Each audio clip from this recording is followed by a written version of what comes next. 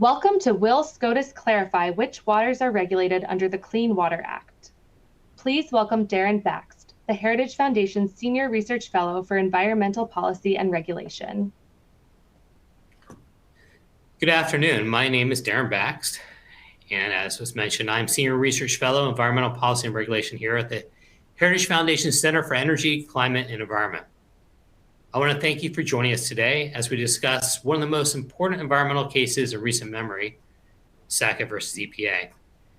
This is a Supreme Court case that could finally provide some clarification as to what waters are regulated under the Clean Water Act. For the court to provide clarity, it will require examining the meaning of the term navigable waters, and more specifically, the language waters of the United States that makes up the definition of navigable waters. For decades, the EPA and Army Corps of Engineers have taken a very broad approach when defining the scope of its regulatory power. This approach has led to significant concerns regarding federal intrusion into state and local matters, federal gutting of private property rights, and overreach when it comes to application of the Commerce Clause. Further, there's been significant confusion for farmers, homebuilders, local governments, and pretty much anyone affected by the Clean Water Act.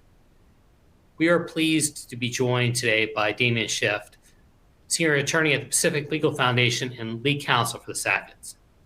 We'll have a conversation that I hope helps to lay out the basics of the case, what's at issue, and why this case is so important. Also, please send in your questions, and we'll try to get to as many as we can. So let's get right to it. Damien, first, thank you for joining us.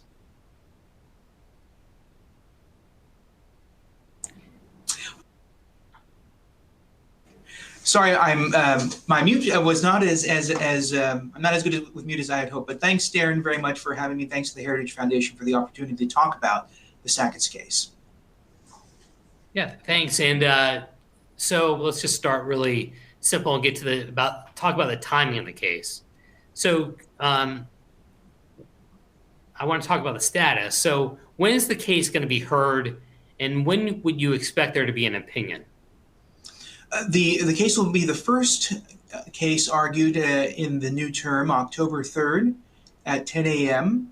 And as far as when we expect an opinion, I suspect that given the significance of the environmental issues at play, the importance of the Clean Water Act, and how controversial the issue has been over the years, I suspect the court will probably take its time on this opinion, even regardless of whether there are dissents. But particularly if there are dissents, I would suspect that we wouldn't have a decision until at least sometime in the new year.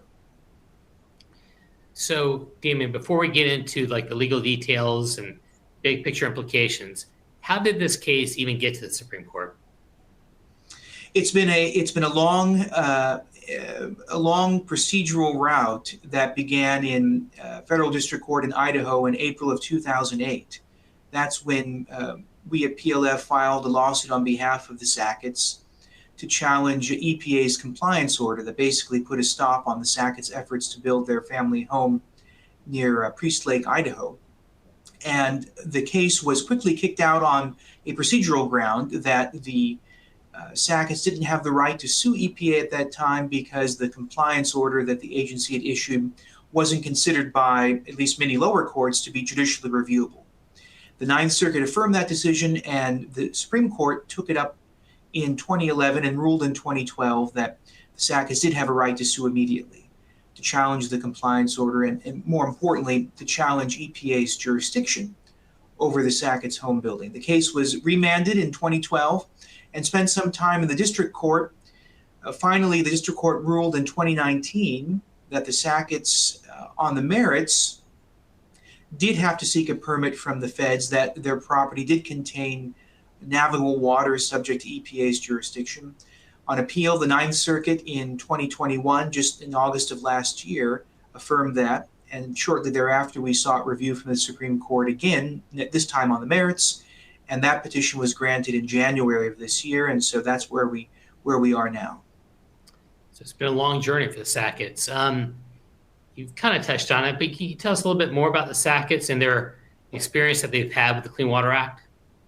The Sacketts purchased this property. When I talk about the lot, it's a rather modest piece of property. It's about 2/3 of an acre. and it's located within a largely built-out residential subdivision, again, near Priest Lake, Idaho.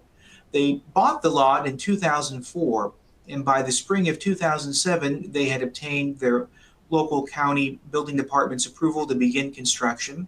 And at that time, the Sacketts had their own excavation company, and so they were using their own workers and equipment in order to start building their home.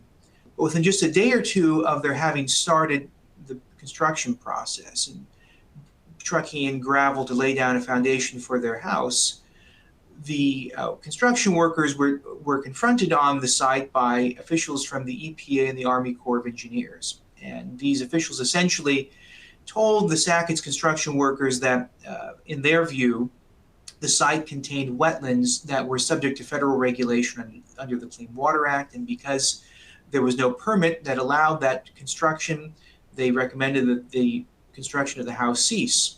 And then about 6 months after that, EPA followed up this verbal warning with a formal compliance order, essentially telling the Sacketts that they had violated the law and that if they didn't immediately begin the process of restoring the lot to its pre-disturbance condition, that they would be subject to significant civil penalties. Then that shortly thereafter is when we filed the lawsuit in federal district court, which has been winding its way through the lower federal courts and the Supreme Court for some time. But that's how the controversy began. I might not be right about this, but weren't there like property owners right near the Sacketts that actually did build houses and didn't have the same problem? That is correct. In fact, between the Sacketts lot and Priest Lake itself, it's about 300 feet from the Sacketts lot to Priest Lake. In that 300-foot band, there is a row of about a half dozen houses that have been there for some time, and that, as far as we know, nobody ever objected to, whether that be the EPA or the Corps or anybody else with respect to needing a federal permit. So I think it is really important to emphasize when one looks at the facts of the case and to underscore just how difficult it is for an ordinary property owner to really have reasonable notice that his or her property might be subject to EPA's control under the Clean Water Act. You know, here you have probably the most normal, innocuous, inoffensive type of land use imaginable, the construction of a single family home. And not only is it totally unobjectionable, but it's an activity that was going on within an existing residential subdivision. So it's really hard to imagine any other case where you would have even less of a reason to expect that your normal land use activity would trigger significant federal authority or federal control. But that's precisely what happened to the Sacketts.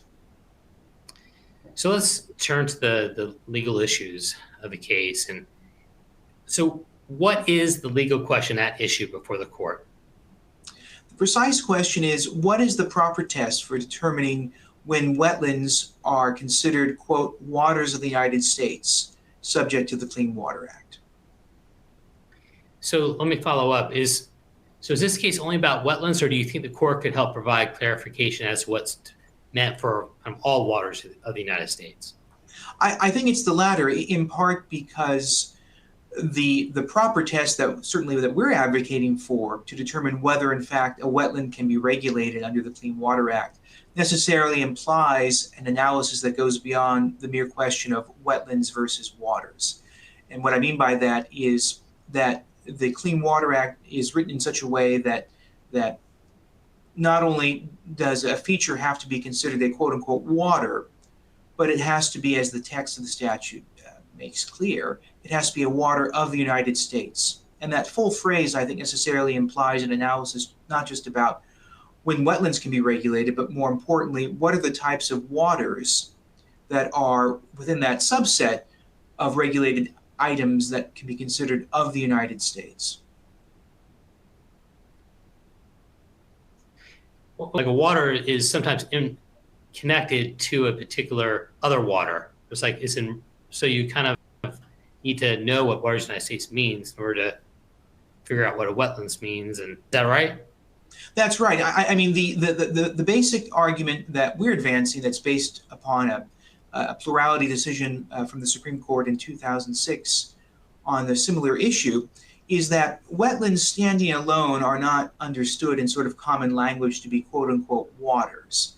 that although wetlands may have some significant relationships with waters, that you wouldn't normally just call a wetland a water. And so because of that, and because of the fact that the statute doesn't refer to wetlands in this key jurisdictional section, but instead just refers only to waters, that it necessarily then implies that if you're going to regulate wetlands, they have to be so closely connected to waters that basically they function as a single unit.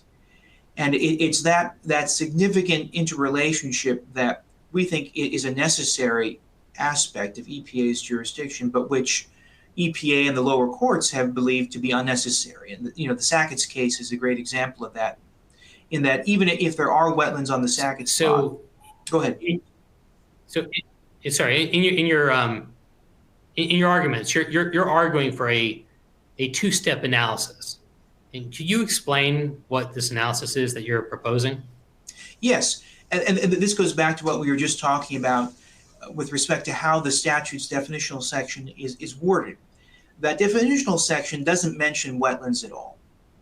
And in fact, that definitional section hasn't been changed at all since Congress enacted the law in 1972. That definitional section uses the phrase waters of the United States. And so as a matter of grammar and syntax, that phrase necessarily implies that you need two things for EPA to regulate. You need to have a water, and that water has to be of the United States. And so the test that we've offered the court is a two-step test, that, or framework, if you will, that is parallel to that linguistic phrasing. The first step focuses on, well, when is something a water? And the answer to that is by and large a question of plain meaning. When one thinks of waters, I think one thinks of streams and creeks and rivers and lakes and what have you. And thus, to the extent to which a wetland can be considered a water then necessarily requires this close connection that we were talking about earlier, that the wetland really has to be so bound up with the nearby or adjacent water that effectively the two features are indistinguishable. And that is the standard that we are offering for when a wetland can be considered a water. Now, the second step, what does of the United States mean? That's kind of a funny phrase for a layman, but as a legal matter, that phrase does have a pretty significant pedigree. Of course, there were other federal statutes before the Clean Water Act was passed that dealt with various aspects of water pollution. And one of those laws, the Rivers and Harbors Act of 1899, used that same phrase, the waters of the United States. And that law had been interpreted by the courts for decades to basically be limited to something like a traditional navigable water, that is a body of water that is not only navigable in fact, but that can serve as a highway of commerce among the several states. And so our argument is that for a water to be of the United States, it has to be a water that can serve this commercial transportation function. So something, for example, like Priest Lake, which is a large body of water, which obviously is navigable in fact, which can serve as a highway of commerce. Something like that, I think, would clearly be a water of the United States. But in contrast, say a man-made ditch that has only a few cubic feet per second to flow in it on an annual basis, something like that clearly wouldn't qualify as a water of the United States. It has no capability of serving as a segment of interstate commerce. So that is, in a nutshell, the test that we would offer to the Supreme Court, that's derived again from the text. What are waters? And then which waters are of the United States? So, Damien, let me get back to step one a second to understand what waters are. Can you explain what waters you're talking about? Like, what I would envision would be something that an ordinary person would think of as an actual water. So I was wondering what you think is considered a water. I think it is, as you suggest, Daren, it's kind of a plain meaning analysis. So you can go back to, again, in the court's 2006 decision in Rapanos versus United States, which was the last time the court addressed or attempted to address this question of the scope of the Clean Water Act. There, Justice Scalia wrote a four-justice plurality opinion. And in answering this question, what's a water, he says, well, let's look at the dictionaries.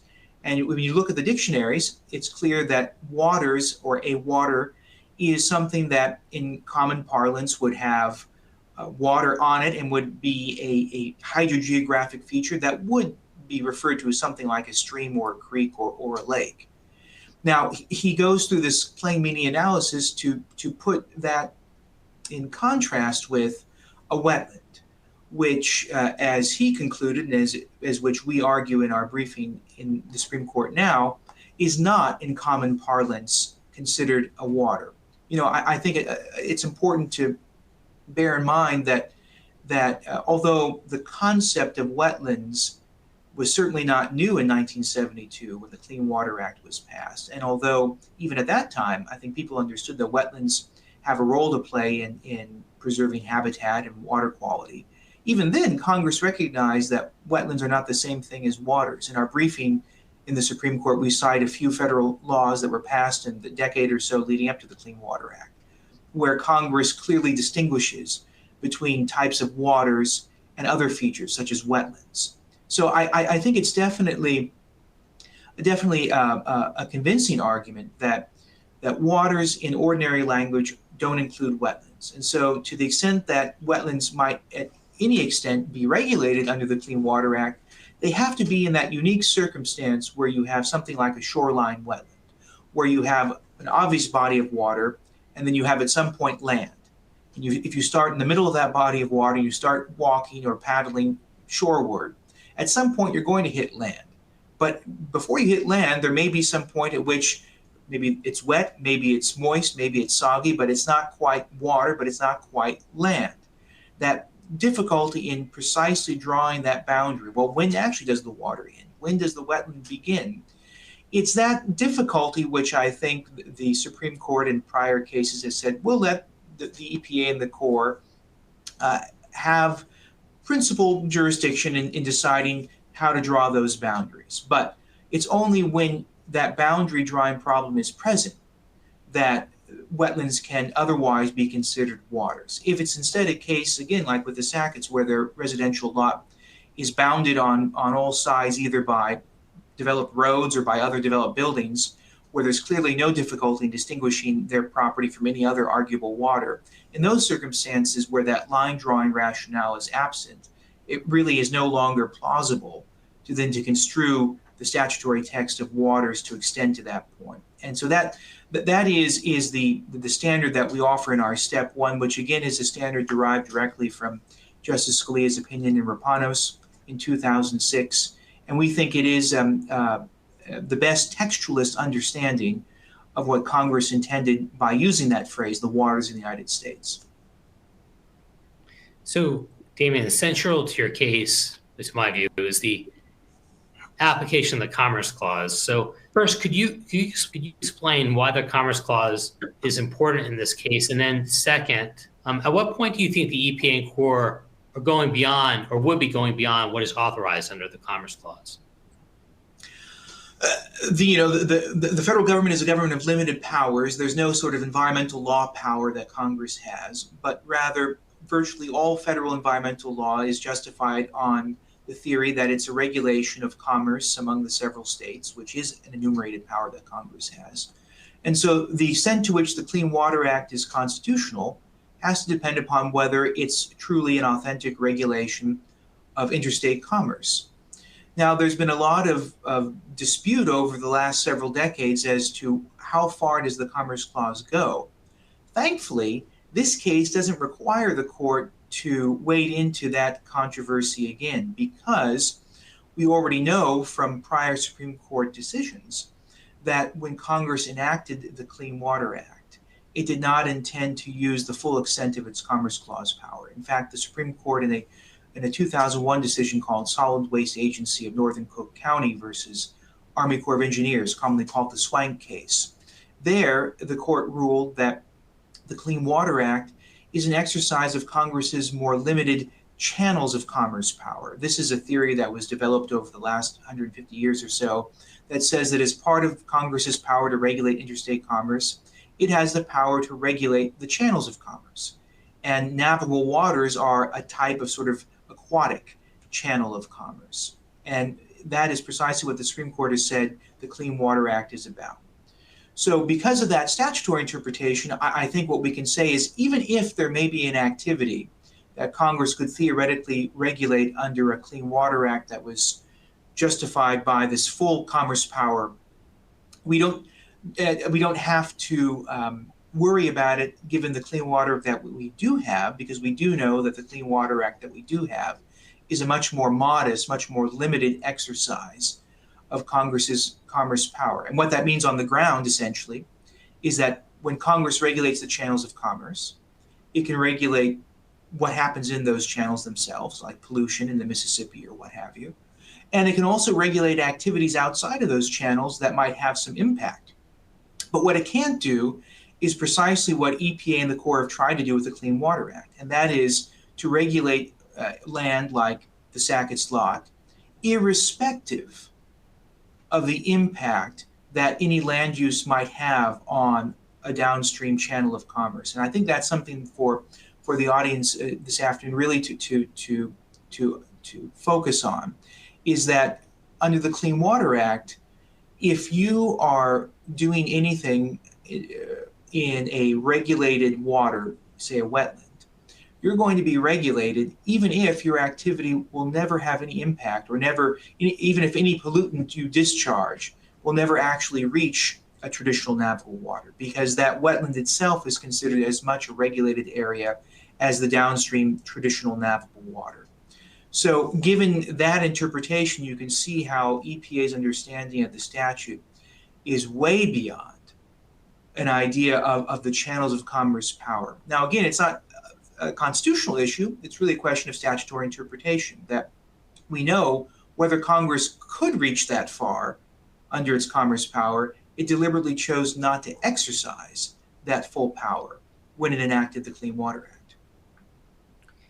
So maybe I'm going to throw a curveball here, Damien, but what about an argument like, okay, somebody is driving on a highway from one state to another, and then they get out of the vehicle and they go to water, and then they engage in some interstate commerce like fishing or whatever. Is that whole thing the flow of commerce in your view? You know, me going from the highway and then to the water and. Yeah, arguably. I mean, there are a number of cases that have construed this channels of commerce power pretty broadly. But, you know, again, just as with respect to our last question, I don't even think that we need to get that far with the hypotheticals, because not only do we know that the Clean Water Act is a channels of commerce enactment, but we can also look at, well, how has Congress used that power statutorily in regulating water pollution in the Clean Water Act? And so we know that you're only regulated as a statutory matter under the Clean Water Act if you discharge a pollutant into a regulated water. If that pollutant never reaches regulated waters, then you're never regulated, regardless of any other sort of commercial connection that one might be able to construct between the activity and either interstate commerce generally or interstate commerce along the channels of aquatic interstate channels. That additional connection is, as a statutory matter, neither here nor there. And so I think even if, in your hypothetical, even if maybe that kind of camping conduct on the shoulder of an interstate highway, even if that might be regulable under that channels of commerce power, it's not a type of activity that Congress has chose to regulate pursuant to its channels of commerce power in the particular statute, namely the Clean Water Act that we're dealing with. So one of the big issues, Damien, is having a workable definition of waters of the United States, or WOTUS, that stays within the meaning of the Clean Water Act and is actually consistent with the Constitution. And I'd argue that Justice Kennedy's significant nexus test that was in the Rapanos case that you mentioned fails these requirements. And could you briefly explain what this significant nexus test is and whether you think it should apply and whether it's even workable? The significant nexus test, which was formulated by Justice Kennedy in his concurring opinion in Rapanos, says that the EPA and the Army Corps can regulate wetlands if either on their own or in combination with the similarly situated features in the same area have a significant nexus to a downstream navigable water, and significant nexus being defined as significantly affect the physical, chemical, biological integrity of that downstream water. That is, even as I've just articulated, is not only a fairly complicated test, but one that has a tremendous amount of vagueness to it that can be opportunized by EPA and the Corps to greatly expand their jurisdiction under the Clean Water Act. And as we've seen since that decision was issued in Rapanos in 2006, over the last 15, 16 years, we've seen that precisely happen, that there has been no effective limits on the agency's authority to regulate well beyond navigable waters. I think, not to be too cute about it, but I think you can't look for a better proof of that than the Sackett's own case, where here you have a residential lot that has no surface water connection whatsoever to any other water body, whether it's the Priest Lake itself or whether it's the drainage ditch on the other side of the road in front of the Sacketts lot, no surface water connection. And in fact, any subsurface water connection is actually, you could almost consider a reverse connection, in that the flow of water is not from the Sacketts property to the ditch across the street. It's the other way around. It's the wetlands and the ditch across the street that through an underground connection allegedly flow to the Sacketts property. Yet despite what amounts to a virtual isolation, EPA and the lower courts still said, yes, this area can be regulated under the significant nexus test. So I think that's one knock against the test. Another knock is that it's been very difficult to apply. Since 2006, the EPA and the Corps issued a couple of guidance documents to try to provide clarity over how to implement the significant nexus test. Those didn't succeed, which is why the EPA under the Obama administration issued a clean water rule, which attempted to operationalize the significant nexus test. That failed tremendously when the Sixth Circuit and a few other district courts concluded that the rule could not be reconciled with the Clean Water Act or with the Rapanos decision itself. So I think you have a test that not only doesn't function as a meaningful limit on the agency's authority, but it's also one that's very difficult to figure out how to even apply. And even the mere process of trying to figure out how to apply it is incredibly expensive. If one actually wanted to have a significant nexus analysis done, one couldn't do it on one's own. One would have to hire environmental consultants, would have to do a significant amount of on-the-ground testing. And all that process could cost tens of thousands, if not hundreds of thousands of dollars, just to have the analysis done. That's in and of itself not even a guarantee that one could even obtain a permit if that analysis should conclude that the area is jurisdictional. But I think the biggest problem with the significant nexus test, as I articulated what the test is, whether you have the significant nexus to a downstream water, it's totally atextual. There is no mention of the phrase significant nexus in the statute. There's no mention of that phrase in even the legislative history. It's a term that was used in passing by the Supreme Court in that 2001 Swank decision. And it was a term used in passing by the court to describe an earlier decision. And yet this term then became for Justice Kennedy the lodestar for interpreting the scope of the act. And I think that ultimately is why the test is sort of irremediably defective. That it totally operates. It operates really sort of in complete deracination from the statutory text. Again, in contrast, I would say from what the Sacketts are offering now, this two-step framework that we've been talking about, which, whether you like it or not, is a framework that is directly tied to the statutory text. What's a water and what is of the United States?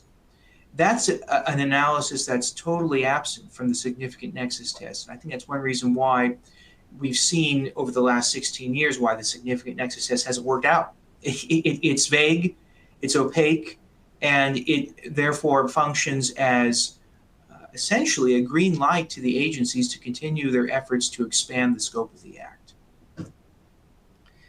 So, Damien, I have maybe a simple question, at least on the surface, but maybe not so simple. Why didn't you just argue that the Supreme Court should adopt the plurality opinion in Rapanos. Just go ahead and rubber stamp that thing. I think no doubt if the court were to do that, that would be a huge improvement over the status quo. There's no question about it. Now, why are the Sacketts asking for more than that? Well, it's in part the question presented. When the court granted cert this second time in January, the court rewrote our question presented. We presented the case to the court as one that was focused principally on this question of when is a water when is a wetland considered as a water? And in rephrasing the question presented, the court simply quoted the statutory text and asked for what is the proper test for determining when a wetland is a water of the United States. So I think the court definitely is interested in issuing a rule that would be comprehensive, that would provide guidance for decades to come, not just to the agencies, but also to the regulated public as to the scope of the act. And I think it's a totally appropriate thing to do when one considers that for almost as long as the statute has been on the books, this is its 50th anniversary, controversy has raged over the scope of the act. And despite some attempts by Congress to amend the act to dampen the controversy, despite repeated attempts by the agencies through rulemaking to solve the controversy, despite earlier attempts from the Supreme Court through a more minimalist approach to remedy the controversy, none of that has worked. And so I think this is an excellent opportunity for the court to provide appropriately, presented in this case, a truly comprehensive standard that addresses not just the question of what does it mean to be a water, but more thoroughly, when is a feature, a truly regulable feature as a water of the United States? So, Damien, I want to talk about some practical implications of the case and ask you kind of a basic question, and that is, why is this case even important? Why should we care about it? I think it's important for sort of your average layperson in two ways. One, in the very direct way, in that, as the Sacketts case demonstrates, this can happen to anybody. You know, the Sacketts are not some sophisticated developers. They don't own a large company where you would expect with compliance counsel that these things could already be worked out. They're just an ordinary couple who purchased the property wanting to build their dream family home on it. And if this type of regulatory ensnarement can happen to them, there's no reason why it can't happen to anybody else. But I would say, secondly, even if you're a person, say, who lives, say you live in Manhattan or Los Angeles, and there's no green space around, there's not even an arguable question about whether your property has a wetland, I think you should still care because of the immense cost that Clean Water Act compliance adds to things like food, the price of food, or the price of gasoline, or the price of housing. One of the amicus briefs that was submitted in support of the Sacketts in the second round provided an updated economic analysis of what the average annual cost for compensatory mitigation under the Clean Water Act is. This is when you get a permit from the agencies, you usually have to provide mitigation, either creating wetlands or preserving other wetlands as the price for your permit. And this study estimates that the annual cost is $4 billion. And those are additional costs that are passed on to the consumer in the forms of the price of new housing, or the cost of agricultural commodities, or the cost of natural resources, mining, what have you, all these activities that trigger the Clean Water Act regulation because of EPA and the Corps' broad understanding of the Act. So I think in both of those ways, this is a case whereby the average or the ordinary American citizen should be interested in. So, Damien, if the court provided clarity and adopts the analysis that you're recommending, what will it mean as a practical matter for farmers, counties, small businesses, and just basically property owners in general? I think certainly, if the court were to adopt the full two-step framework, I think it would mean that a tremendous amount of otherwise productive land in the country that right now is not being fully utilized could be utilized in the form of, let's say, new housing development, We have certainly here in California, we have a huge affordable housing problem. One reason for that is that the supply of housing is so low and the demand so high because there are so many environmental and other regulations that prohibit the cost-effective development of land for housing and other uses. The Clean Water Act is a big part of that significant regulatory cost. If the Clean Water Act is not as broad as it is now, necessarily follows that you're going to have more production. And I think the same thing is true with respect to farming. Here at Pacific Legal Foundation, we've represented a number of farmers who've had significant litigation brought against them by EPA and the Army Corps saying that, oh, sure, you were farming on your property, but now because you've changed the type of crop or because you've expanded your farming into new areas, you needed the Clean Water Act permit for that. And since you didn't get it, we're now going to sue you for hundreds of thousands of dollars, if not $1 million or more, in civil penalties. So for farmers and ranchers in that circumstance, there would also be a huge improvement. Because again, one of the great features, I think, of the two-step framework, and in sort of contradistinction, one of the great flaws of the significant nexus test, is that with our framework, there is hardly any difficulty in administration, meaning it's a test that by its very nature is one that requires basically only ordinary visual observation. It's something that any ordinary citizen should be able, by and large, to tell whether or not his or her activity is going to be regulated. In contrast, with the significant nexus test, it's almost impossible to know ahead of time whether one's going to be regulated. And the costs of even finding out whether one might be regulated are oftentimes cost prohibitive. And I think that's a real big defect with the significant nexus test, in contrast to the benefit of the test that we offer, that should be emphasized, because a lot of the controversies, whether it's the Sacketts or some of these farmers I mentioned who have been sued, these could have been avoided if, in fact, it had been easy to find out ahead of time whether one's property is regulated. I mean, the Sacketts aren't scofflaws. Most people are not scofflaws. If they know what they're going to do is wrong, they're not going to do it. They don't want to create legal liability. But if it's hard to find out, or if you have no reason to think that your activity is regulated, then you're going to have what we have in fact seen over the last several decades, which is people caught unawares and then really put under the screws by significant federal enforcement. So just remind the audience to feel free to ask questions, submit your questions in the text box, and we've managed to answer questions already. Some of you have anticipated the questions I was going to ask, so that's great.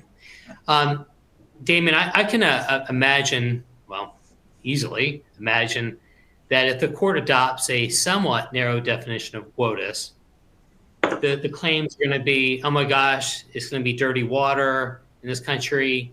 What are we going to do? The environment's, in trouble. How would you respond to this?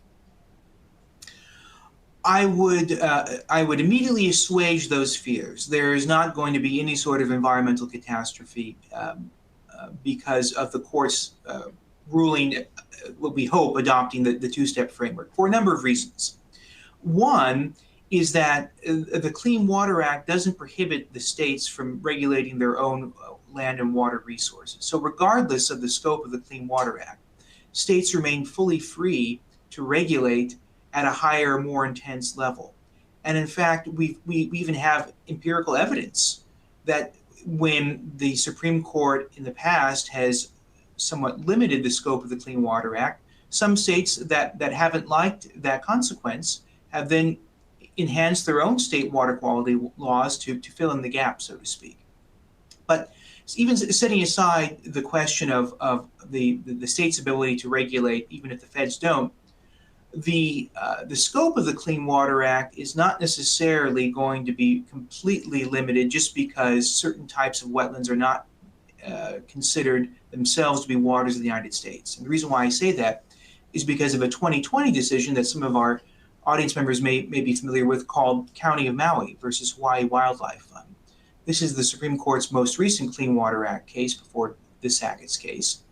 And there the issue before the court was a little different from jurisdiction.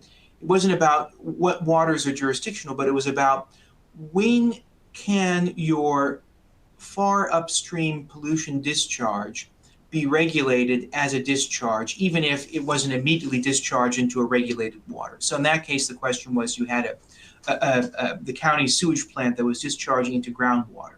And ultimately, the groundwater then percolated out into the Pacific Ocean and released certain pollutants into the Pacific Ocean. And the Supreme Court held that in certain circumstances, those types of discharges can be regulated. So what does that mean for wetlands? What that means is that simply because under the two-step framework, your wetland or your creek may not itself be a regulated water, if the pollutant you discharge ultimately ends up reaching a traditional navigable water, like, say, Priest Lake or the Mississippi River or what have you, then you may very well still be regulated. So I think that's another important thing to bear in mind about how narrowing the jurisdiction of the Clean Water Act doesn't necessarily mean that there's going to be a lot, doesn't necessarily mean that a whole class of pollutant discharges will no longer be regulated. And I think it's also important to bear in mind, too, that not just under state law, but under common law, things like nuisance actions are still very much available, even by private parties. And there's nothing in the Clean Water Act that would prevent, for example, say, one private party from bringing a nuisance action against another private party for allegations that those discharges are causing harm to other private property in the area or creating a public nuisance. So there are certainly a whole number of powers that state and local and private parties will still have to appropriately address water pollution, regardless of how the Supreme Court construes the scope of the Federal Clean Water Act. Just real quick, I think, Damien, that point about the Maui point about discharge is something I don't think gets enough attention. That's a really important point. Just my thoughts on that. And so I got a question from the audience that actually mirrors one of my questions, and something that you might get asked. We'll see is, do you think the major questions doctrine is applicable in this case? And before you even give the answer, could you briefly even explain what the major questions doctrine is? Major questions doctrine is, I would call it sort of a canon of statutory interpretation. It comes up a lot in the context specifically of when courts should defer to agency interpretations of arguably ambiguous statutes. But basically, the theory is that Congress does not intend casually to defer the resolution of significant policy or economic questions to administrative agencies. And thus, the court will only read a statute to affect such a delegation of power if Congress is really clear in the statutory text. And if Congress is not clear, then it means that power has not been delegated. Now, I don't believe necessarily that the major questions doctrine as such is particularly relevant to the Sacketts case, but I do think that there is a closely related canon of construction. You might even call it kind of a particular application of the major questions doctrine that is relevant, and that is what you might call the federalism canon. It's this principle that the court has employed in many different cases, that the court will not read a statute that is ambiguous to radically rework the traditional federal-state balance of power. Again, if Congress is clear about it, then that's the end of the matter. But if the statutory text is not clear that Congress intended a radical reworking of this federal-state partnership, then the court's not going to read the statute to do that. And I think that is incredibly relevant here to the Sacketts case, because a very broad Clean Water Act, like what EPA is advocating in the Sacketts case, effectively converts that statute into a land use statute and converts EPA into a zoning administrator, as the Sacketts case quite ably demonstrates. I mean, the EPA and the Corps are telling the Sacketts whether they can build a home. That's a classic power reserved to state and local authority. And so I think reading the statute to result in that kind of significant reworking of federal-state balance of power is something that should give the court pause. And for what it's worth, I'm sure many of our viewers are familiar with the West Virginia v. EPA case from this past term, in which the major questions doctrine was prominently employed. There, concurring in that case, Justice Gorsuch cited, among other things, the Swank decision, which is the Clean Water Act decision from about 20 years ago, where the court concluded that the Army Corps couldn't regulate isolated waters, quote unquote, isolated ponds under the Clean Water Act. And in reaching that result, the court relied upon this federalism canon, and Justice Gorsuch in his West Virginia concurrence notes that there is a close relationship between this major questions doctrine and the federalism canon. You could even almost think of it as a conclusion that a radical reworking of the federal-state balance is per se a major question, and therefore triggers this clear statement requirement. But however you categorize the canon, I think certainly the federalism aspect of EPA's interpretation is very much at play in the Sackett's case. In this federalism point that you're bringing up, I mean, you brought up the Swank, but in the Rapanos case, it's brought up a lot. So at least a plurality opinion talks about it. It is absolutely, and in fact, that's one of the big arguments that Justice Scalia has in his opinion against Justice Kennedy's test. That he even has a line, something to the effect of, to say that the significant nexus test does not align with traditional understandings of federal state power. I think it's, quote, to test the heights of understatement or test the limits of understatement. And I think he's absolutely right, precisely because the significant nexus test doesn't in practice really have any meaningful guardrails on EPA and the Corps' authority. Precisely for that reason, it then does result in this radical reworking of the federal-state balance.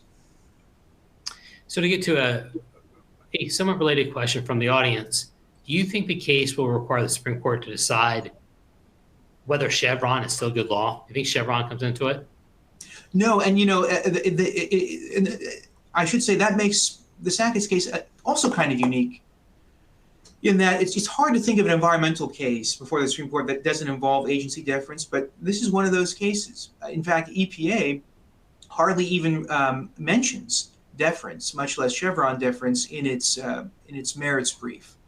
And I think the reason for that, I mean, certainly from our perspective, we would say deference is neither here nor there because we believe that the Clean Water Act's text is clear, at least clear to the extent that you can deduce this two-step framework that we've offered. But even setting aside that, I think one reason why deference hasn't played a big role is that EPA has hitched its wagon to this significant nexus test. I mean, EPA says, we believe this significant nexus test is the best interpretation of the statute. The problem is the significant nexus test is not from the statute. Again, the term significant nexus is not a statutory term. It's a term that was used in one Supreme Court opinion and then was developed further in a concurrence by Justice Kennedy in a later Supreme Court opinion. So in that context, it's very, very inapposite to talk about deference, because although we might think maybe Congress would want to give agencies some authority to construe their own statutes, who's the best interpreter of Supreme Court opinions? I mean, EPA is certainly competent to construe them, but they don't have any institutional advantage over the best interpretation of a Supreme Court opinion. Presumably the Supreme Court itself would be the best one, but there's no reason why the Sacketts can't offer an equally plausible interpretation of a Supreme Court opinion. And so I think because of this peculiar context where the government is basing its case upon an undeniably statutory concept, that it really does preclude it really does preclude a vigorous reliance upon deference. So Damien, we've got a couple of questions from the audience I think are kind of connected to one, the administrative state and also congressional action. So let me start with, as you know, the Biden administration is, well, they're about to finalize, I think they finalized and not yet published, and their new WOTUS rule. How do you think all this is going to impact EPA's rulemaking? Because it doesn't look like it's stopping, because I think that rule is actually before OMB right now. So looks like they're moving forward. Any thoughts on that? Yeah, I mean, I honestly am somewhat surprised that they are expending employee hours in finalizing this rule when everybody knows that the Supreme Court is going to be speaking on the very same issue in the near future. That being said, I mean, I don't think that the proposed rule really has much impact on if any, impact on the Sacketts case. I mean, for one very basic reason, even EPA has acknowledged that the Sacketts particular case should be adjudicated based upon sort of the state of the law when the controversy arose, when the compliance order was originally issued, and when the dispute went into federal court. But even setting aside that sort of very technical distinction, I think more broadly, the reason why the proposed rule is really neither here nor there is it merely intends to codify the very same regulatory regime that produced this controversy that the Sacketts have been dealing with. Mainly, what does the proposed rule do? It says we want to basically say the significant nexus test is the standard for jurisdiction. And that is the very same standard that not only led EPA to issue the compliance order in 2007, but it's the very same standard that the district court in the Ninth Circuit in the Sacketts case used to affirm EPA's jurisdiction. So really, regardless of the fate of that particular proposed rule, I don't think it'll have any impact on the case. I think it's just the other way around. I think the Sacketts case will have a significant impact upon not only the scope of EPA and the Corps' authority, but also will have a significant impact on future rulemaking. Do you think, I'm going to ask the final question from the audience, and I'll just ask it directly the way it is. Do you think this issue needs congressional action to truly be solved, as in Congress needs to write a longer, less ambiguous definition? Sorry, I was just, I had a little interruption. Sorry about that. Okay. In terms of congressional fix, I mean, undoubtedly, Congress can enact a statute that is clear, and I think that is a prerogative that nobody disputes. The likelihood that Congress would do something like that, I think, certainly as we stand here now, is pretty minimal. In part because the Supreme Court is going to be speaking upon the scope of the act, but also because the Clean Water Act, like a lot of federal environmental law, has become so politicized that it's very difficult, I think, for a proposal that is significant to itself garner enough votes in order to secure enactment. I think perhaps, and this was touching upon something we were discussing in response to the last question, I think perhaps, although maybe there's not much role for Congress as a political science matter, there may be some role, though, for EPA and the Corps even after the Sacketts decision. Just because the Supreme Court issues a rule adopting, we would hope, the two-step framework, that doesn't mean that there's no role for the agencies to have clarifying rulemaking. I mean, the first step of the Sacketts test, for example, this line drawing problem. Well, perhaps criteria as to when is the line drawing problem present? When are the circumstances, what are the baseline circumstances for deciding whether there's a line drawing problem? Do we look at normal circumstances in the area? What do we do if there's an unusual drought or if there's a flood? I mean, there are a lot of areas where the agencies can fill in the gaps. And I think that will be an appropriate exercise of the agency's rulemaking. But I think until we hear the Supreme Court rule in the Sacketts case, any other sort of rulemaking, frankly, would be premature. So, Damien, as we wrap up, what are some key points you want the audience to take with them? I think one key point, which we touched upon already, is that if this can happen to the Sacketts, it can happen to anybody. When you have such a normal, unexceptional, typical use of private property, building a home within an existing residential subdivision, and even then, can you precipitate this significant controversy dealing with potentially hundreds of thousands, if not more, dollars in civil penalties? I think that shows you that there's something wrong with the statute, or at least there's something wrong, with how that statute has been interpreted.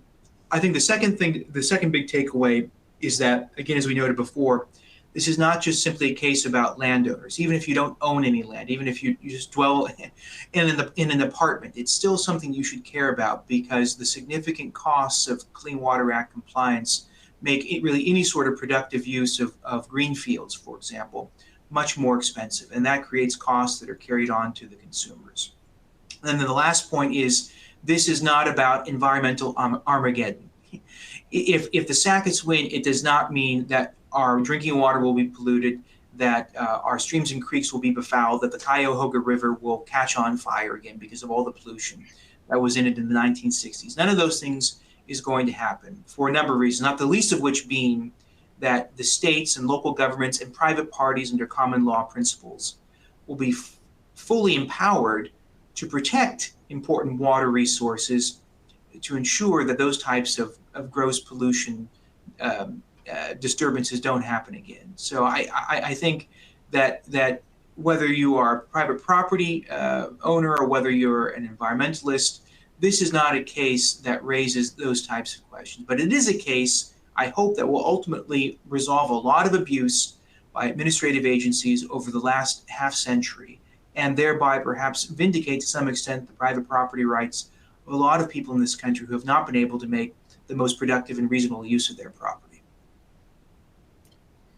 Damien, thank you so much for joining us today. It's invaluable to hear your expertise, and I know that many of us are very excited for this upcoming case, and we're thrilled that you and Pacific Legal Foundation are leading this effort to finally bring clarity to the question of what waters are regulated under the Clean Water Act. And of course, I want to thank all of you who are participating in today's program or watching a recording of the event. I encourage you to visit heritage.org to learn more about the WOTUS issue and all the important work being done by the Heritage Foundation. Also, please visit heritage.org to learn more about future events. Again, thank you. Have a great day. We look forward to seeing you again soon.